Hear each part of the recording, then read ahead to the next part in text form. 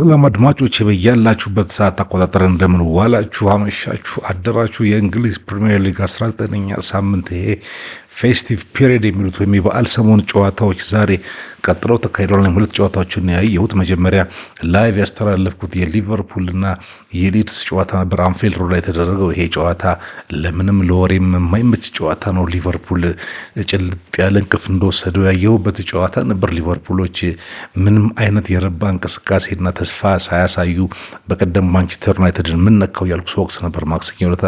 ዛሬ ደግሞ ሊቨርፑልና ማንቸስተር አንድ መንገድ ላይ የተገናኙ ይመስላሉ። ሊቨርፑሎች አንድም ተስፋ ያለው እንቅስቃሴ ሳያሳዩ ምናልባትም ሁጎ ኤኪቲኬ በቴስታ ገጭቶ ማስቆጠር ሲኖርበት በቴስታ ገጭቶ ካወጣት ኳስ በስተቀር ምንም አይነት የፕሪሚየር ሊግ ወይም ዋንጫው እንኳን አልፏቸዋል። የአምና ሻምፒዮን ሳይመስሉና ዘንድሮም ለቻምፒየንስ ሊግ ለመግባት የሚጫወት ቡድን አይመስሉም። አርነ ስሎት ሁሉም ነገር የጠፋበት ይመስላል።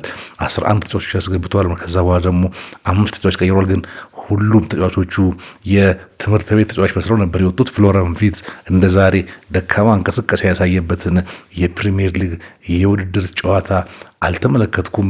ሊድሶች በበኩላቸው ላለመውረድ እንደሚጫወቱ ቡድን እንደመሆናቸው መጠን እንግዲህ የያዙትን ይዘው የመጡትን ወይም አላማቸውን አሳክተው ተመልሰዋል ለማለት ይቻላል። እንደውም በሊድስ በኩል ነበር አንዳንድ ጊዜ ብልጭ የሚሉ አደገኛ ሙከራዎች የሚታዩት። ዶሚኒክ ካልቨርት ሉዊን አንድ ጎል አስቆጥሮ ነበር፣ ግን ኦፍሳይድ ተበላ ተሽራለች። ሊቨርፑሎች ግን በጣም አሳሳቢ ደረጃ ላይ ያሉ ናቸው።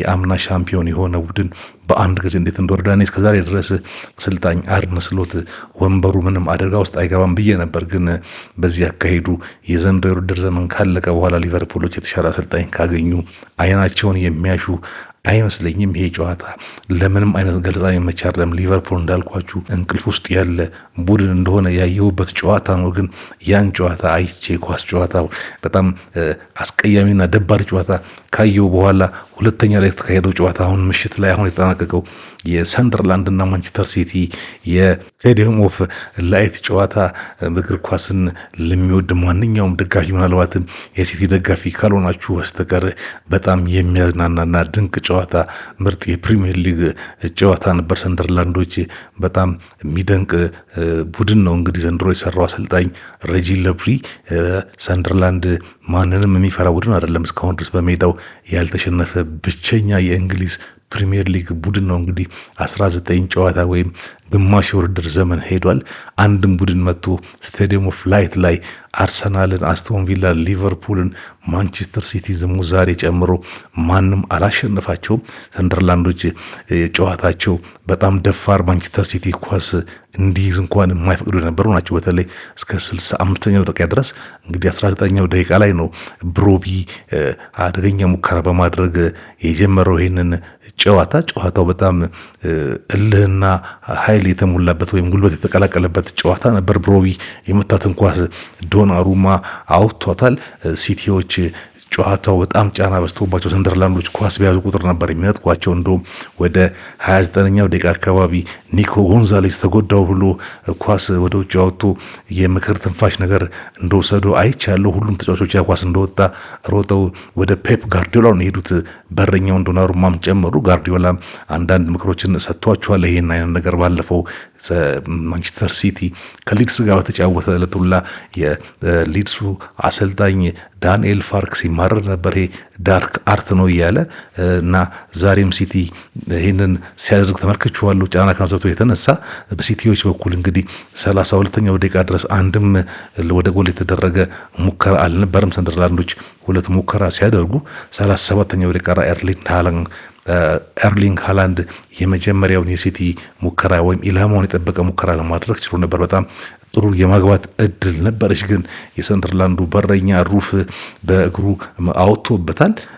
የሰንደርላንድ ዛሬ ሙኬሌ የተባለው ተከላካይ ኤርሊንግ ሃላንድን እግር በእግር የተከታተለ አላፈናፍን ብሎት እስከ መጨረሻው ድረስ አልለቀቀውም እና ኤርሊንግ ሃላንድ ዛሬ እቺን ካረጋት ከ32ኛው ደቂቃ ሙከራ በስተቀር ምንም አላየነውም ማለት ይቻላል። ሰንደርላንዶች እንግዲህ ኳስ እንዳልኳችሁ በማንቸስተር ሲቲ እግር ስር እንድትቆይ ምንም አይፈቅዱም ነበር። ካውንተር ፕሬሳቸው ነበራቸው። ኳስ ለመቀበል ወዲያውኑ ከማንቸስተር ሲቲ እግር ስር ለመንጠቅ የነበራቸው እንቅስቃሴ እና ብዙ ጊዜም የተሳካ መሆኑ አስደናቂና በጣም የሚያስገርም ነበር። ብዙ ጉልበት የሚጠይቅ ጨዋታ ነው የተጫወቱት። ሁለተኛው አጋማሽ ላይ የማንቸስተር ሲቲው ሮድሪ ከ8 ሳምንታት በኋላ ጉዳት በኋላ ተቀይሮ ቢገባም እንግዲህ ጨዋታው ላይ ምንም ነገር መቀየር አልቻለም። አሁን ይሄንን ዜና እየሰራሁ ባለሁበት ሰዓት ላይ ፔፕ ጋርዲዮላ ጋዜጣዊ መግለጫ ሰጠ ይታየኛል። ፊቱ የጋርዲዮላ ፊት እንኳን እንደዚህ ነጥብ ጥሎ ቀርቶ ታውቁታላችሁ።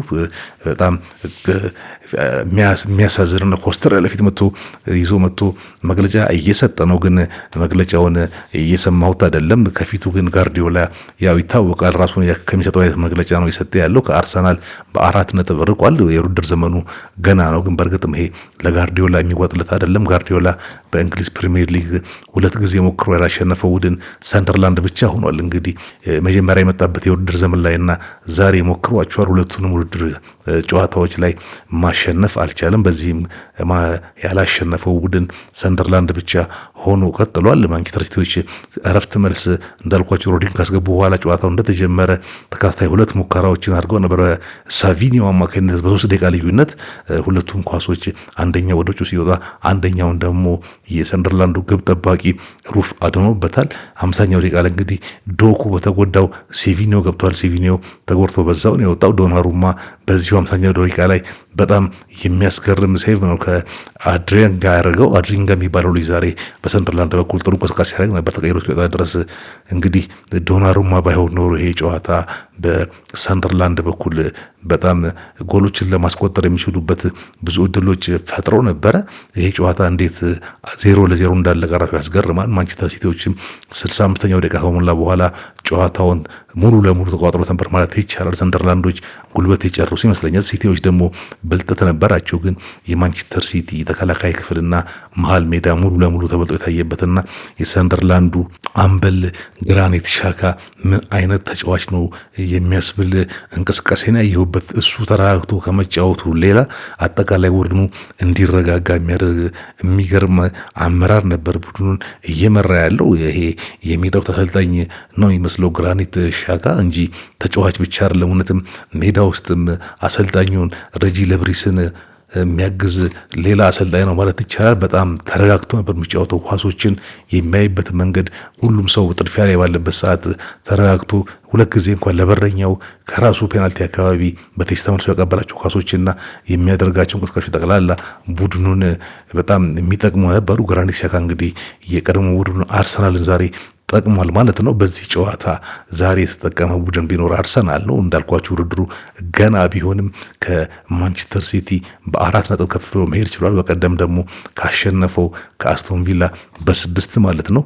ዛሬ ከዚህ ጨዋታ ውጤት የሚደሰቱ የእግር ኳስ ደጋፊዎችና የአርሰናል ደጋፊዎች ይሆናሉ ብዬ አስባለሁ። እንግዲህ ሰንደርላንዶች በ29.7ኛ ደረጃ ላይ መቀመጥ ችለዋል። የሊጉን ብዙ ጎል አስቆጣሪ ማንቸስተር ሲቲን በ0 ሸኝተውታል ማለት ነው።